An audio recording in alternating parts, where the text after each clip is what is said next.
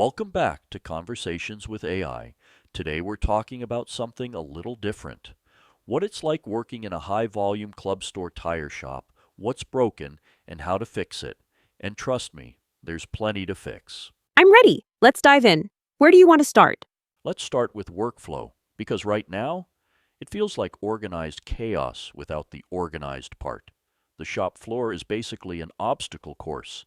Tires everywhere, tools on the ground, air hoses stretched across walkways like tripwires. And that's before we even talk about staffing. Sounds like the environment is creating its own friction before anyone even picks up a tool. Exactly. And the station assignments? They look good on paper, but in real life, nobody stays in their lane.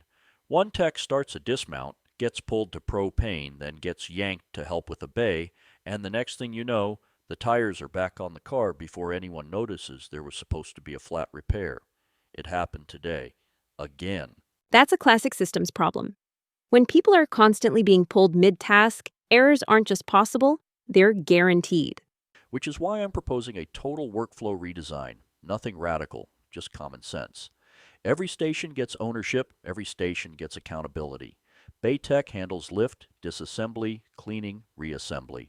One Bay Tech covers two side-by-side bays. Mount station mounts. Balance station balances. Utility Tech handles the tire pit, propane assist, staging, and cleanup. And the supervisor handles torque, QC, and release. When everyone stays in their lane, you eliminate bottlenecks and blame. Clear roles reduce decision fatigue. Predictable workflow reduces mistakes. It sounds like the shop has the people. It just needs boundaries that work.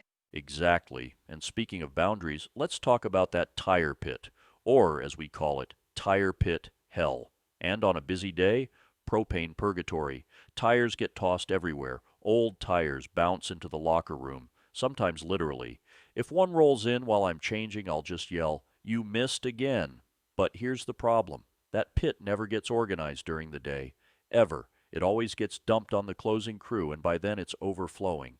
Which means delays, mess, safety hazards, and a lot of unnecessary stress that could be prevented with better structure. And structure brings me to tire repair. Tire repair is a straightforward task, and yes, you can learn it hands-on, but the workstation matters just as much as the training. A well-designed repair station improves efficiency, reduces errors, and keeps people safer. Documented SOPs aren't bureaucracy. They're standards for a reason. I fought that idea early in my career, but later I learned how valuable true consistency is. And workstation organization is everything.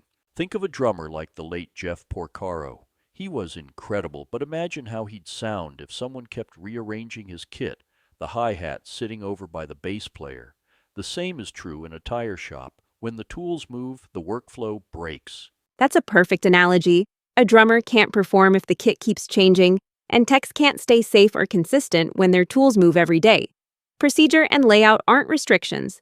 They're what make the work smooth, predictable, and safe. And while we're at it, let's talk about leak detection. Right now, the dunk tank is at the front of the shop, so techs roll a soapy tire across wet concrete like it's a slip and slide. That floor gets slick. Safety hazard, not to mention wasted steps and wasted time. Sounds like the layout is forcing inefficiency and creating risk at the same time. Same issue with compressed air. The hoses stretch across the floor, snag on tires, wrap around lift arms. It's a mess.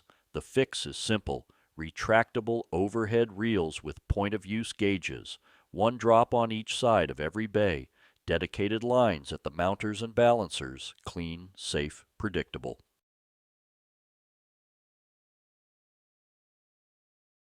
Overhead drops alone would reduce a huge percentage of the tripping and tangling issues.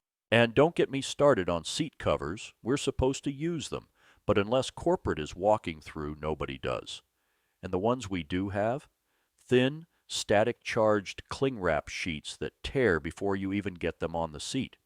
We need real cloth covers with the company logo, something that stays put. Consistency sends a message to customers and to corporate. Professional tools create professional habits.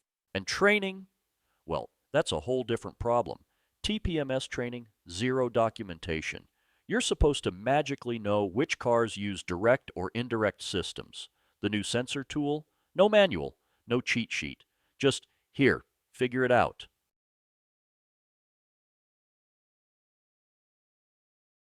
That's not training. That's guessing with consequences. Bottom line, hire energetic people who aren't afraid to work. Give them the tools and training they need, and let them do their jobs. A good shop manager shouldn't look like a drill sergeant. He should look like an orchestra conductor.